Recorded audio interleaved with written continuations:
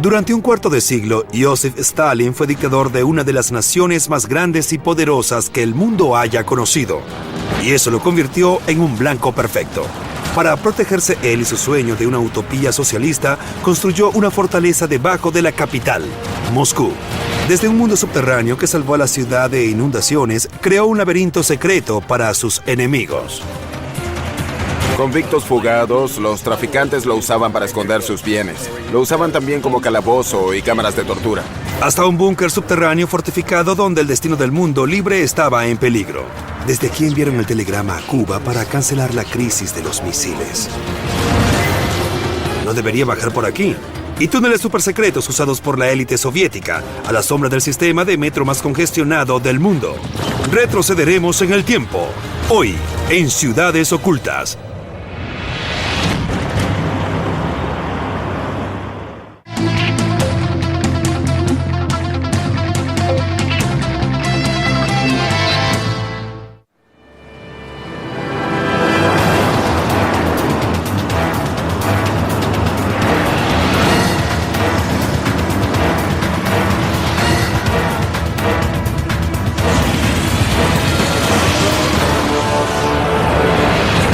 Soy Don Wildman, estoy en Moscú, la ciudad más grande de Europa y el centro de poder de la nación más grande del mundo.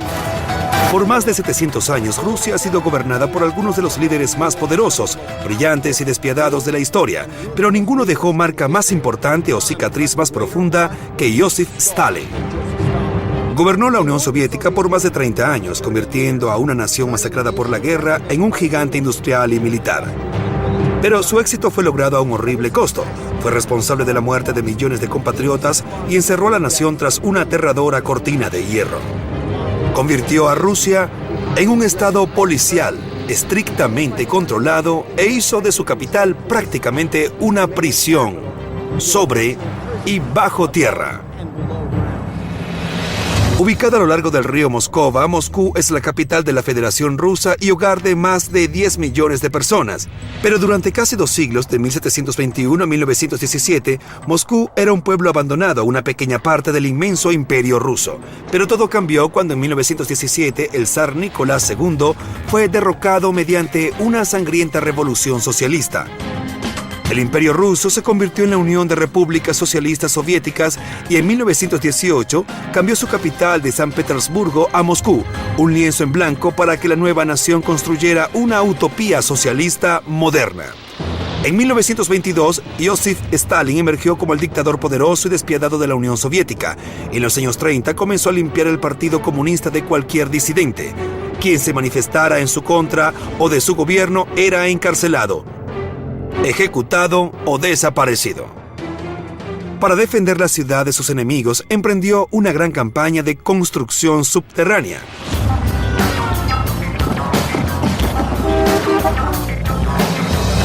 En el vecindario de Taganka del viejo Moscú se encuentra un búnker ingeniosamente oculto, un recuerdo de los días más oscuros de la Guerra Fría, cuando los Estados Unidos y la Unión Soviética estuvieron al borde de un desastre nuclear.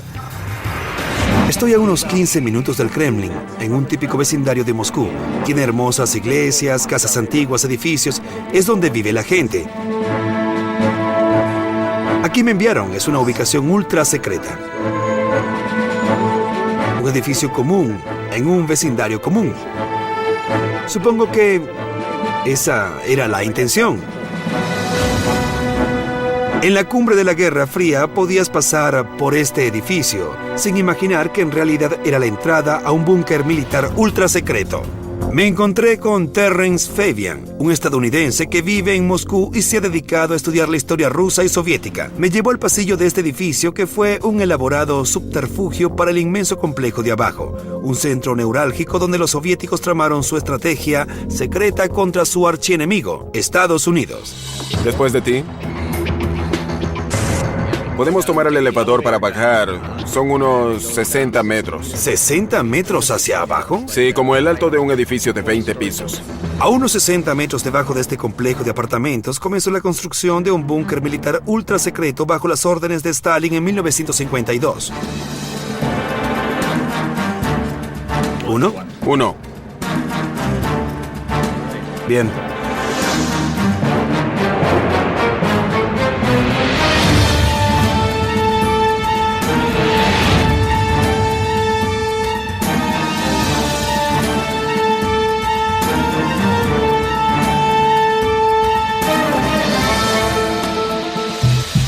Aquí vamos. Vaya, mira esto. Es tan sólido. ¿Cuántas personas venían cada día? Había entre 1,000 y 1,500 personas asignadas al búnker. Trabajaban las 24 horas en 3 turnos. Bien. Así que en cada turno pudo haber de 300 a 500 personas trabajando en el búnker. Por 33 años, este búnker subterráneo sirvió como centro de comunicación militar soviético. Era conocido como GO-42.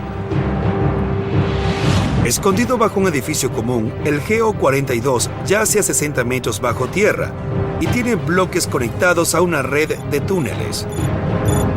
El bloque 3 contenía todo el sistema de soporte técnico, generadores, sistemas de ventilación y provisiones. El bloque 4 contenía un comedor, habitaciones y enfermería. Y los bloques 1 y 2 eran el corazón de la operación. Contenían oficinas de comunicación y equipos. Háblame sobre el nombre de este lugar. ¿Qué significa GO-42? Gusudustuniak Jet, número 42, que significa instalación gubernamental. Bien. Es un nombre curioso porque identifica la instalación sin decir nada particular sobre ella. Sí.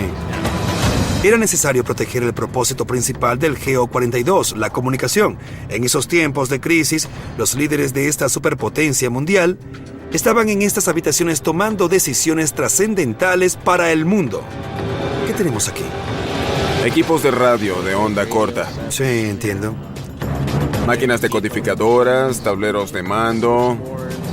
Cerca del fin de la Guerra Fría, el GO-42 y los equipos que contenía fueron simplemente abandonados, pero hace casi 50 años fue una central de comando durante la crisis de los misiles en Cuba. En 1962, Nikita Khrushchev, primer ministro soviético, se involucró en un creciente conflicto con los Estados Unidos por Cuba. Mientras todos se preparaban para la Tercera Guerra Mundial, parecía que el búnker de Stalin finalmente serviría a su principal propósito. Hasta que Khrushchev dio una orden que cambió el futuro del planeta.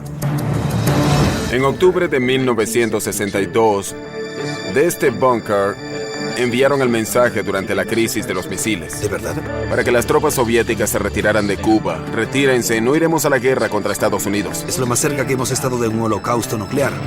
Es como que cargaron la pistola y tenían el dedo en el gatillo. ¿Y estuvieron aquí abajo en ese momento? Desde luego, sí. Estamos a 60 metros bajo tierra. La gente arriba regresaba a casa luego del trabajo y aquí abajo se encontraba un complejo militar ultra secreto. Desde aquí se envió el telegrama para cancelar la guerra de los misiles, quizás desde este aparato. Para garantizar la absoluta seguridad del equipo y el búnker, Stalin eligió una organización para proteger la operación diaria del GO-42. Básicamente era la responsabilidad de MGB, que fue uno de los precursores de la KGB. Ellos tenían guardias arriba en la entrada. La seguridad comenzaba con puntos de chequeo como estos, pero en el GO-42 cada elemento de diseño fue destinado a la preservación de su clandestinidad. Vaya, eso es un túnel cubierto de acero. Son láminas de aleación de plomo. Y la razón para que la utilizaran en las paredes del corredor es que absorben radiación electromagnética de todos los aparatos de comunicación de aquí. Bien. Y eso haría que el búnker fuera más difícil de detectar en la superficie. ¿Qué son esos ruidos? Es el metro, el tren subterráneo. Así que estamos al mismo nivel. Exacto. De hecho, utilizaron la construcción del metro como camuflaje para la construcción del búnker. Entiendo. Miren esto. Vean, esto es el final de este largo corredor, el túnel de evacuación. Estamos a 60 metros bajo un vecindario, pero ¿dónde estamos en realidad? Estamos conectados al metro. Escuchen eso. ¿Oyen eso? Es un tren. Ese es el metro de Moscú. Justo del otro lado. Es genial. Con el sistema de metro más congestionado del mundo creciendo bajo Moscú, los constructores del GO-42 tuvieron que diseñar el búnker ultra secreto en las cercanías de los túneles del metro. Pero el plan principal de Stalin para el GO-42 era más que un centro de comunicación ultra secreto. Después de 1945, luego de la invención del arma nuclear, cuando notaron que muchos de los búnkers cerca de la superficie no sobrevivirían una explosión nuclear, tomaron la decisión de poner todo en la profundidad. Stalin quería que este búnker fuera el lugar ideal para que sus mejores oficiales esperaran un apocalipsis nuclear. La capacidad total del búnker era de 3.000 personas. ¿3.000? Sí, podrían mantener vivas a 3.000 personas durante 90 días. 3 meses. Sí. El GO-42 fue terminado en 1956, pero en el bloque 3 hay una sección no terminada del túnel donde se puede ver el esqueleto del búnker.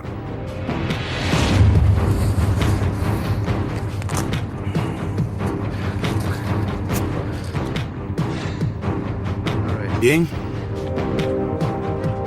Bajaré al túnel. A la obra maestra de Joseph Stalin.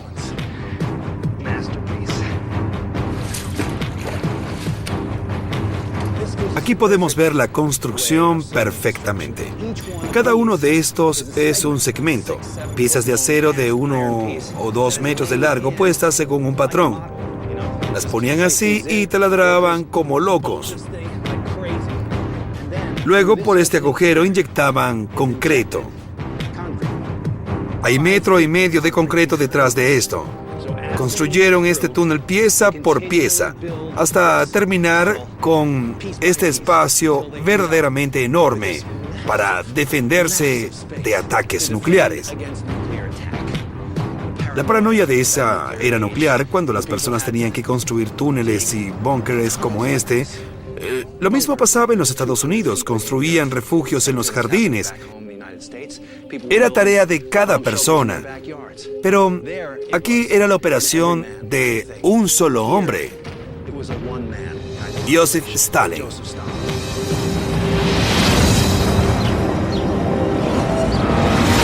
A continuación, hay mucha agua ahí abajo. Oh, sí. El canal subterráneo de Stalin se convirtió en el refugio para sus peores enemigos. Lo usaban como calabozo y cámaras de tortura. Sí. Y después, el Kremlin puede esconder un mundo subterráneo ultra secreto a la sombra del sistema de metro más congestionado del mundo. ¿Esta es la entrada a un búnker subterráneo? Nadie ha estado aquí por muchos años. Rusia tiene 11 usos horarios diferentes.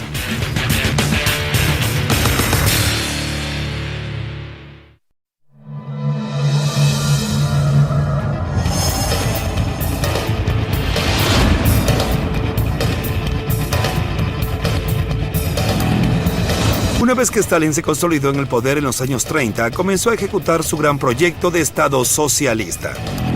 La Gran Purga deshizo al Estado de sus enemigos y le dio a Stalin millones de trabajadores esclavos que comenzaron a reconstruir la infraestructura de Moscú. Uno de los grandes proyectos fue un canal de 129 kilómetros que conectaba el río Moscova con el río Volga. Hasta 25,000 personas murieron construyendo el canal. Muchas de ellas simplemente quedaron enterradas donde cayeron. Pero eso es solo un pequeño ejemplo del brutal y eficiente plan de Stalin para la modernización de Moscú. También construyó uno de los mayores metros del mundo, grandes parques, monumentos impresionantes y mejoró casi cada aspecto de infraestructura sobre y bajo tierra. Estos conductos gigantes que pasan por este vecindario son una central de calefacción de la era soviética. La mayoría de las casas en Moscú aún reciben calor y agua caliente de esta fuente central desarrollada por Joseph Stalin. Y mientras construía el sistema de calefacción, también reconstruyó los canales fluviales. Me reuniré con una persona que me llevará bajo las calles para poder evidenciarlo. Me encontré de nuevo con Terrence Fabian porque los canales subterráneos están estrictamente restringidos al acceso público. Él tiene permisos especiales de la ciudad para entrar a los canales fluviales subterráneos de Moscú. ¿Botas? Sí, tienes que ponerte botas. Atravesando las calles de Moscú a 6 metros de profundidad se encuentran más de 5.953 kilómetros de tuberías, una parte importante del plan de Stalin para modernizar la ciudad, pero también la posibilidad de escape de cárceles y cámaras de tortura. Hay mucha agua allá abajo. Dice que antes de bajar tenemos que ponernos un arnés de seguridad. Desde luego, está bien. Perfecto. Muy bien. Eso es fundamental, ¿correcto? Sí. Aquí voy. Aquí voy. Bajaré a los túneles de Stalin.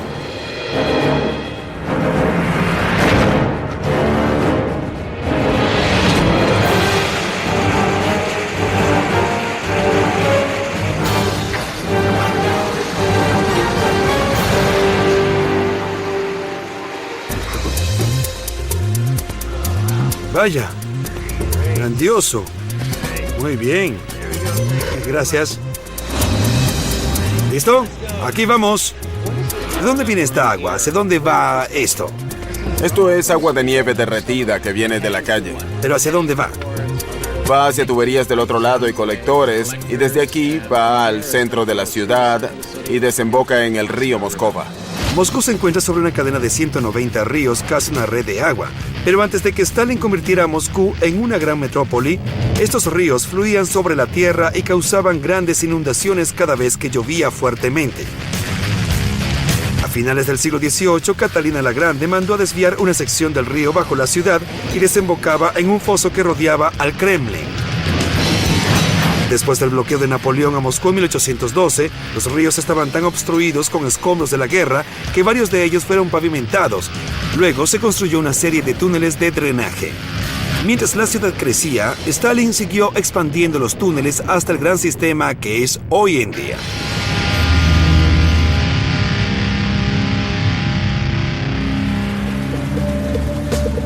Durante años, el mundo subterráneo creado para proteger la ciudad ofreció el escondite perfecto para los ciudadanos más sospechosos de Moscú. Los moscovitas usaban esto como refugio. Personas sin hogar viven aquí. Convictos fugados vivían aquí. Los traficantes escondían aquí sus bienes. Bien. En muchos casos, bajo el Kremlin, lo usaban como calabozo y cámaras de tortura. Pero cuando llovía fuertemente, la corriente de agua que corría por estos túneles se llevaba todo y a todos a su paso. Las constantes inundaciones eran tolerables cuando Moscú era una simple ciudad portuaria sobrepoblada, pero cuando se convirtió en la capital de un imperio gigantesco, las cosas tenían que cambiar, y muy rápido. Durante los 200 años que San Petersburgo fue la capital de Rusia, Moscú había sido abandonada. A comienzos del siglo XX era básicamente un pueblo abandonado. Bien. Y en 1931 la meta era convertirla en una ciudad capital moderna. Stalin estaba obsesionado con convertir a Moscú en la ciudad socialista ideal lo más rápido posible, pero para eso debía controlar las corrientes de agua. Así que sus ingenieros comenzaron por reparar los túneles de drenaje existentes como este. Luego diseñaron un nuevo sistema de túneles que prevendrían las inundaciones de una vez por todas. Pero para lograr construirlos durante el periodo de mando, Stalin necesitaba mucha mano de obra barata. ¿De dónde vino la mano de obra para construir estos túneles? Para los años 30, comenzaron a usar a los prisioneros como obreros. Los pusieron a trabajar en la modernización de los túneles como parte de la modernización de la capital.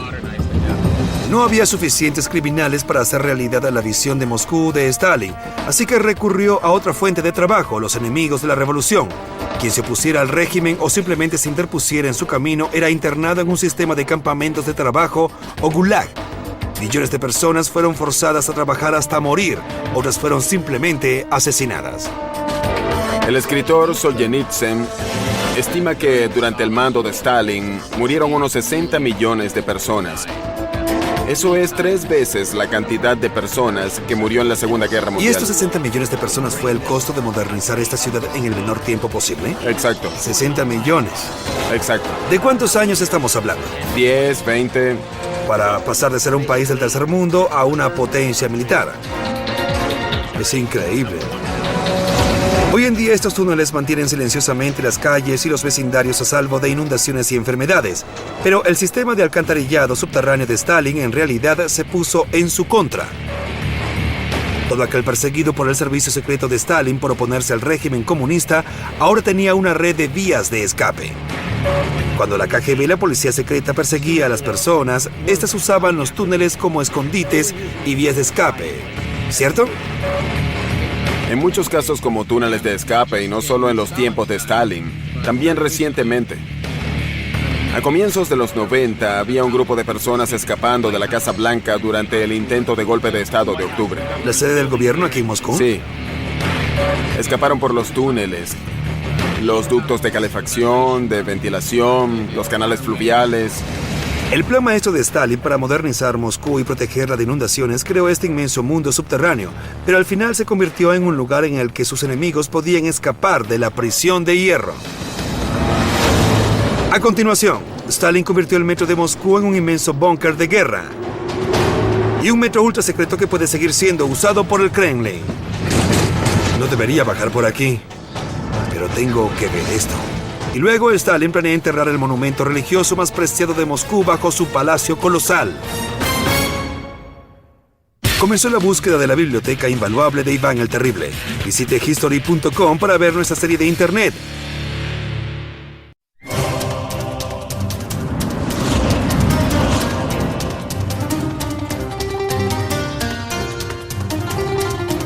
Gracias. Como todo en Moscú, hay que ver bajo la superficie para saber lo que realmente ocurre. El metro de Moscú puede ser el más hermoso del mundo, con sus lámparas de luces, sus pisos de mármol y sus mosaicos. Pero su verdadero propósito es proteger a los ciudadanos y al gobierno en tiempos de crisis, incluso si es una guerra nuclear. El experto militar Terence Fabian me llevó a la estación Christie Prude para evidenciar el objetivo detrás del gran trabajo subterráneo de Stalin.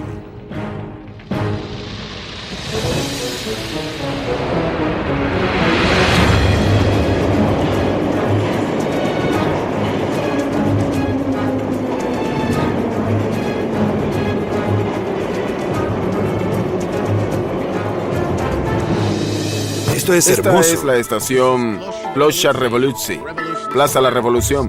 Aquí vemos a héroes de la revolución bolcheviques, soldados, marineros, aviadores, campesinos. Pero si detallas bien el diseño, verás que el arquitecto trató de dejar un mensaje oculto. Todas las figuras bajo los arcos están inclinadas así.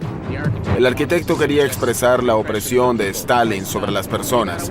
Y se salió con la suya porque en tiempos soviéticos podía sugerir cosas como esa sutilmente. Las personas sabían leer los mensajes. Bien. Y en la superficie es un monumento a los grandiosos soviéticos. Este sutil mensaje se le pudo pasar a la policía secreta de Stalin, pero la creación de un sistema de metro moderno era primordial en la visión de Stalin de modernizar Moscú. La primera línea, conocida como la Línea Roja, fue comenzada en 1932 e inaugurada solo 3 años después con 10 estaciones que abarcaban casi 8 kilómetros. Para 1938, 2 líneas más corrían a 30 metros bajo la ciudad. Hoy en día es el metro más congestionado del mundo, pero los millones de viajes que se hacen a diario por estos túneles ocultan el mundo subterráneo de Stalin. ¿Cuántas personas viajan aquí a diario? En un día de semana normal, unos 8 o 9 millones de personas. ¿8 o 9 millones a diario? Correcto. Y en un año, cerca de 3.000 millones. 3.000 millones. Sí, es la mitad de la población del planeta. Más de 75.000 personas trabajaron más de 5 años para crear uno de los sistemas de metro más profundo del mundo. Muchos eran mineros profesionales y obreros, otros eran estudiantes ansiosos por hacer realidad la visión de Stalin de un Estado socialista moderno. Pero el propósito principal del metro de Moscú era proteger a su pueblo de las bombas de Hitler. Una de las razones para construir las estaciones tan profundas era para que sirvieran de refugios antibombas. Entiendo. Porque Stalin sabía que la guerra con Hitler era casi inevitable. Estaba abierto las 24 horas y la gente podía venir y dormir aquí. El mundo subterráneo fortificado era una necesidad. El 2 de octubre de 1941, los nazis comenzaron a atacar Moscú. Solo en el primer ataque aéreo, más de 100 toneladas de explosivos y 46.000 bombas incendiarias fueron lanzadas sobre Moscú. La ciudad en la superficie quedó devastada, pero la ingeniosa ingeniería salvó al metro y a los ciudadanos. Y como Moscú pudo sobrevivir a la arremetida nazi, estos túneles ayudaron a salvar al mundo de Hitler. Entonces este lugar no es solo para transporte civil, sino también defensa civil. Correcto. Esta es la puerta antiexplosión, muy militar. Y todo esto de aquí es parte de la estructura para proteger a las personas durante un bombardeo. Por años, los ciudadanos de Moscú supieron que sus estaciones de metro eran también refugios antibombas. Lo que no sabían era lo que yacía debajo del sistema de metro.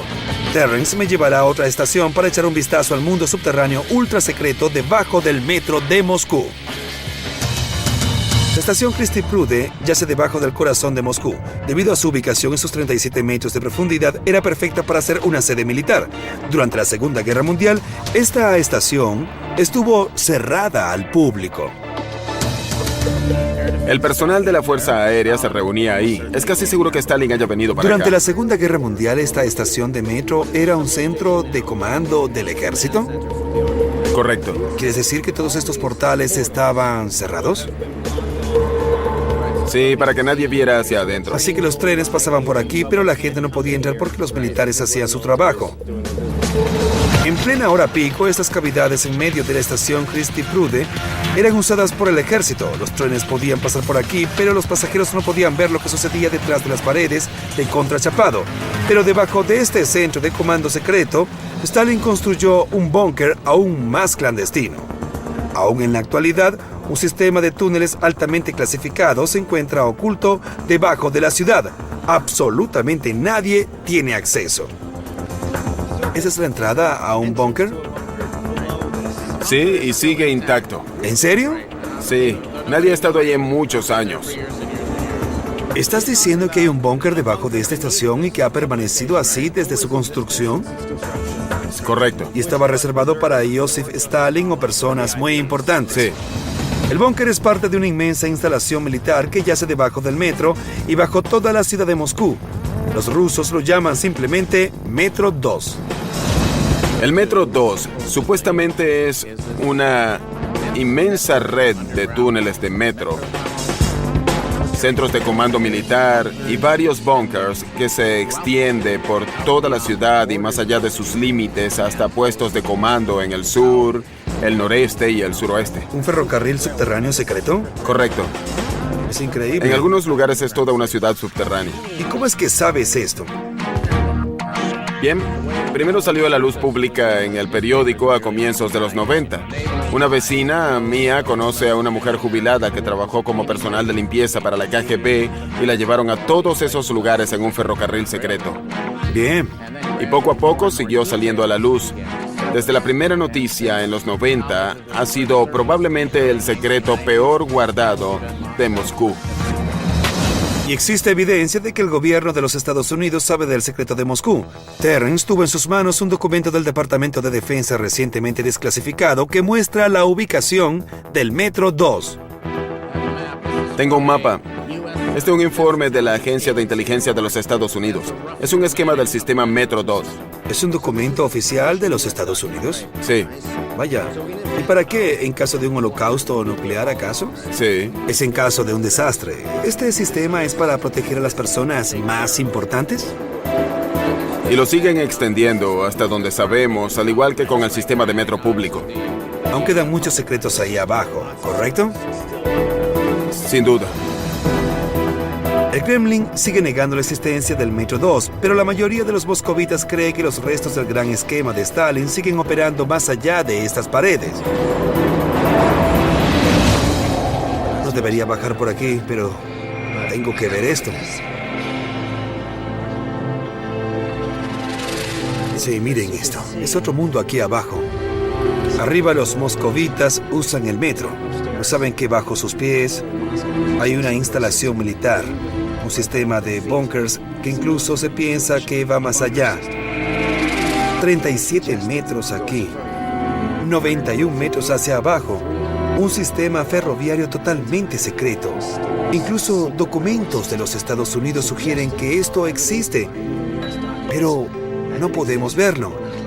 Nadie puede verlo. Moscú es un secreto hasta lo más profundo. A continuación, debajo del monumento más sagrado de Moscú hay evidencia del plan de Stalin para construir el edificio más alto del mundo, el Palacio de los Soviéticos. Y cuando Stalin se enfrenta a su archienemigo, esconde su sala de guerra en el lugar menos esperado. Así que desde aquí es donde dirigía la función. Sí, es su escritorio.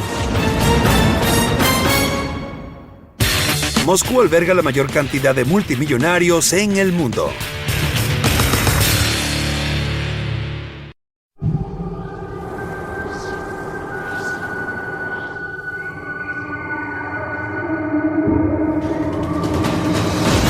Stalin gobernó con mano férrea y planeó construir su capital para que inspirara temor, así que comisionó el Palacio de los Soviéticos. Estaba diseñado para ser el edificio más alto del mundo con una estatua de Lenin en el tope de 97 metros. Pero antes de que Stalin pudiera construir su obra maestra, tenía que hacer espacio. Su primer paso era demoler el monumento más sagrado de la ciudad, enterrando efectivamente la religión bajo la cortina de hierro. Una de las mayores amenazas para la sociedad utópica de Stalin era la religión. Así que hizo planes para reemplazar el símbolo más sagrado de Rusia con un símbolo del Estado, el Palacio de los Soviéticos. Para hacer espacio para su colosal palacio, Stalin derrumbó la iglesia original de Cristo Salvador. Luego de que la Unión Soviética fracasara, la iglesia fue reconstruida en el mismo lugar. Pero aún se pueden encontrar evidencias bajo tierra del plan megalomaníaco de Stalin para su gran palacio. Daria Beliakova, una guía local, me llevó adentro. Daria. Hola, Don. Hola, mucho gusto. Es un placer. ¿Esta es la Catedral de Cristo? Cristo Salvador. Con sus cúpulas de oro, la Catedral de Cristo Salvador se eleva en el horizonte moscovita. Pero lo que ven sobre tierra... un edificio impresionante. Es grandioso. Es solo parte de un complejo mucho más grande, en su mayoría bajo tierra. Incluso en el salón del consejo principal fue construido a 14 metros bajo tierra. Nos encontramos en el salón del consejo de la iglesia, donde ocurren los eventos más importantes bajo el mando del patriarca, que es la cabeza de la iglesia ortodoxa rusa.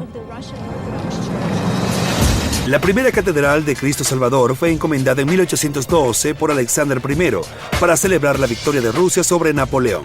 Cuando se terminó en 1833, inmediatamente se convirtió en el símbolo de la Iglesia Ortodoxa rusa.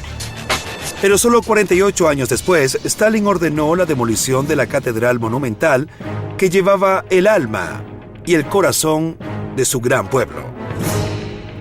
Pero a 14 metros bajo la catedral, hay evidencia de esa iglesia original y del plan maestro de Stalin para su gran palacio.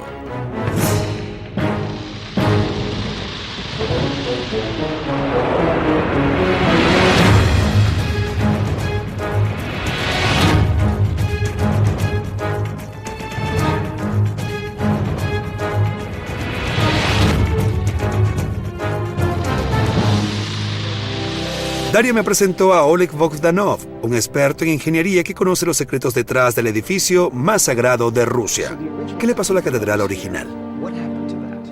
Что случилось с первоначальным собором? Храм Христа Спасителя, к сожалению, En 1931 fue derribada y explotada bajo la orden directa de Stalin. ¿Por qué hizo eso? Los comunistas tenían un objetivo único. En toda la historia no ha existido un caso de una nación sin Dios, y eso era algo que los comunistas querían lograr. No había manera de que el comunismo y la ortodoxia estuvieran de acuerdo. Eran verdaderos enemigos. Solo 6 días, Stalin derrumbó el símbolo más sagrado de la Iglesia Ortodoxa rusa con 3 grandes explosiones de dinamita. Cualquiera que se opusiera a esta demolición era exiliado o asesinado, incluyendo a miles de sacerdotes. La construcción del nuevo edificio comenzó poco después. El Palacio de los Soviéticos sería el centro cultural de toda la nación. Los planos revelan una estructura circular de más de 396 metros de alto, con una estatua de bronce de 97 metros de Lenin en el tope. Esto lo haría más de 15 metros más alto que el Empire State, un símbolo del triunfo del socialismo. Así que básicamente erradicó la ortodoxia reemplazándola con una religión de Estado, con Lenin como el santo principal, ¿correcto? Sí, cambiando la mentalidad y la conciencia de los rusos, erradicando nuestras raíces religiosas. Entiendo. Para construir los cimientos lo suficientemente poderosos como para sostener tan inmenso edificio, los ingenieros de Stalin derrumbaron la colina donde yacía la catedral. Luego cavaron 8 metros y lo llenaron con concreto de 27 metros de grosor.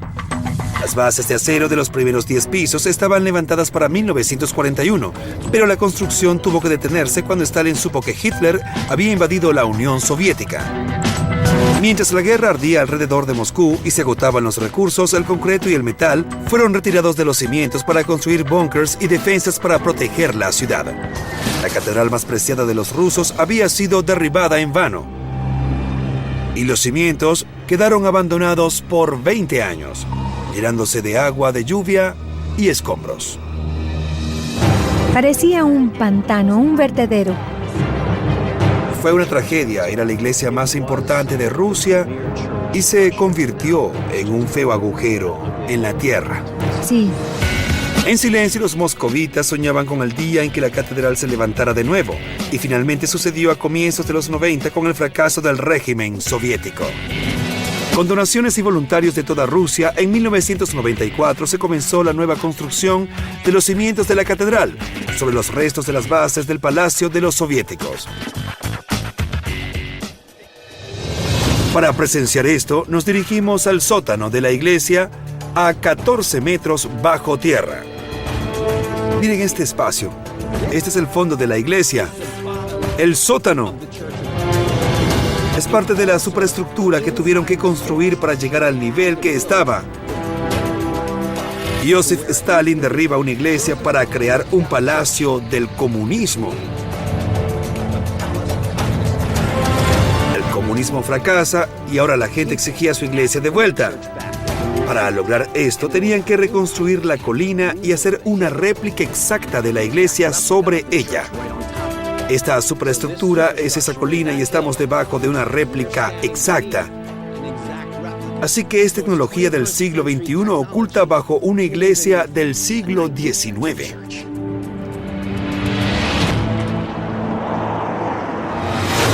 A continuación, en tiempos de desastre, el puesto de mando de Stalin se va a 6 metros bajo este estadio deportivo. Desde este lugar, en medio de esto, él le hablaba a su alto mando. Comenzó la búsqueda de la biblioteca invaluable de Iván el Terrible. Visite history.com para ver nuestra serie de internet.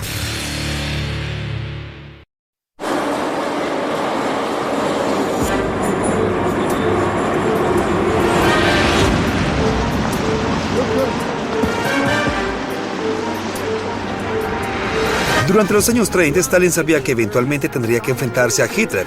Para prepararse para esta batalla mortal contra un arsenal alemán superior, Stalin convirtió su capital en una fortaleza. Básicamente, construyó un búnker debajo de cada sitio en que tuviera que estar, como son el caso de el Kremlin, edificios del gobierno, sedes militares e incluso estadios deportivos donde Stalin se uniría a su pueblo para pelear cuando los nazis comenzaran su inevitable marcha hacia Moscú. Proteger a Stalin de las armas de guerra nazis suponía la creación de un vínculo directo entre el centro de poder, el Kremlin, y un búnker subterráneo ultra secreto desde donde podía dirigir la guerra, una capital bajo la capital.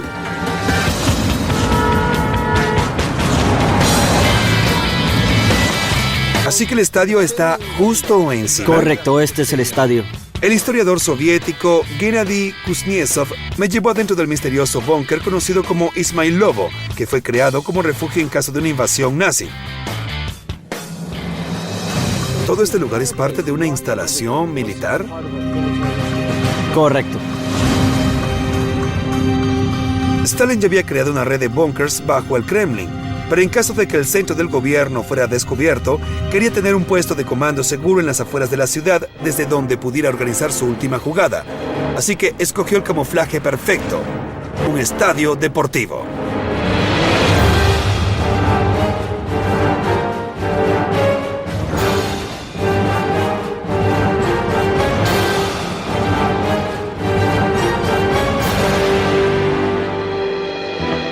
Es tan lujoso. Sí. Realmente espléndido. Sí, parece un palacio subterráneo. ¿Así lo mandó a construir Stalin? Sí, así fue diseñado. En 1933, Stalin anunció la construcción de un nuevo estadio deportivo en este lugar. Lo que el público no sabía era que algo mucho más grande e importante estaba siendo construido 6 metros más abajo. Cuando hablas de construcción, no solo te refieres a este búnker, sino también al estadio de arriba, ¿correcto? Así es, porque ambos fueron construidos simultáneamente. ¿Por qué? Porque el estadio fue construido como fachada para la construcción de este búnker. Entiendo.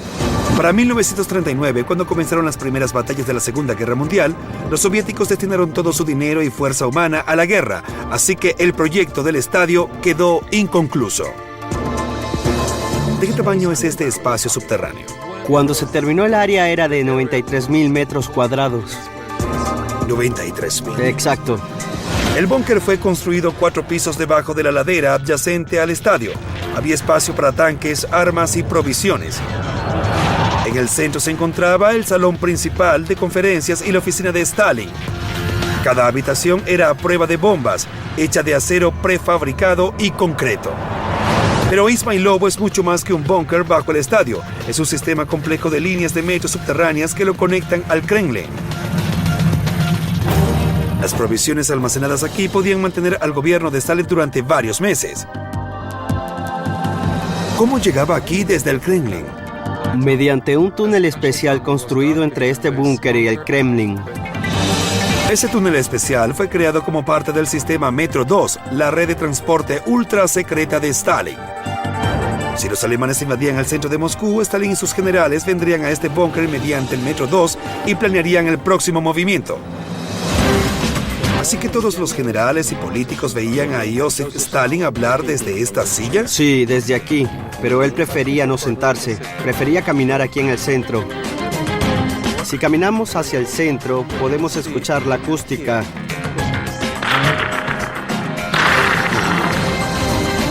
Este impresionante efecto, también usado en la construcción de iglesias rusas, es logrado colocando pequeñas vasijas de barro en el techo.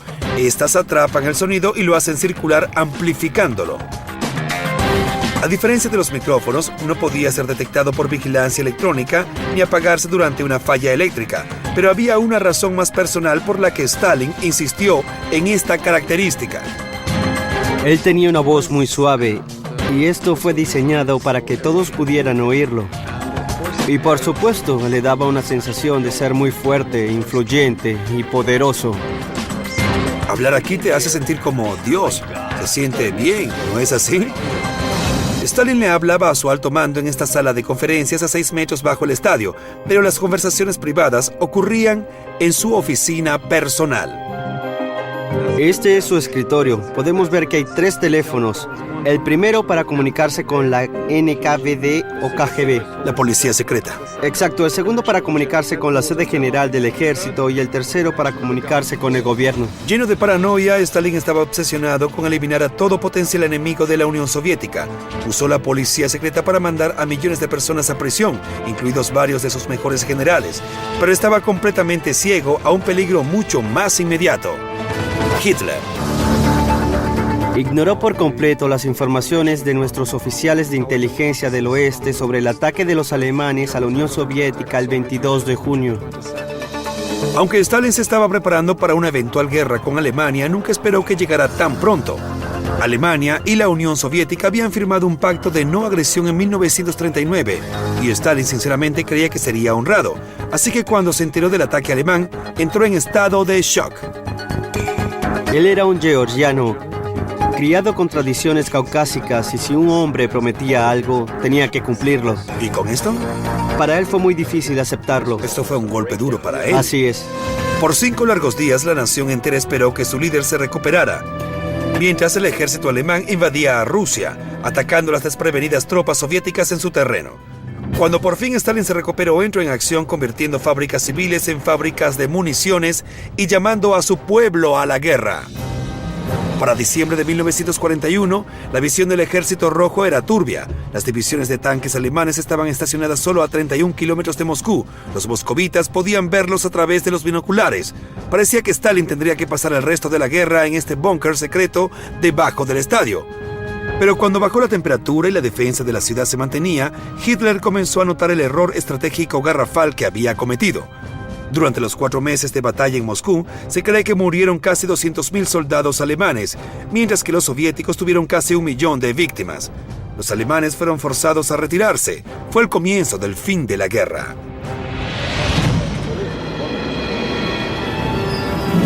Joseph Stalin y millones de compatriotas habían evadido la mayor campaña militar de la historia. El costo de vidas humanas fue inimaginable. Pero tras los días más oscuros de la Unión Soviética, Stalin surgió como uno de los líderes más poderosos en una de las naciones más poderosas que el mundo haya conocido. En 1989 cayó la Unión Soviética y con ella la visión de Stalin de un estado utópico, pero las cicatrices de su reino de terror aún yacen bajo tierra.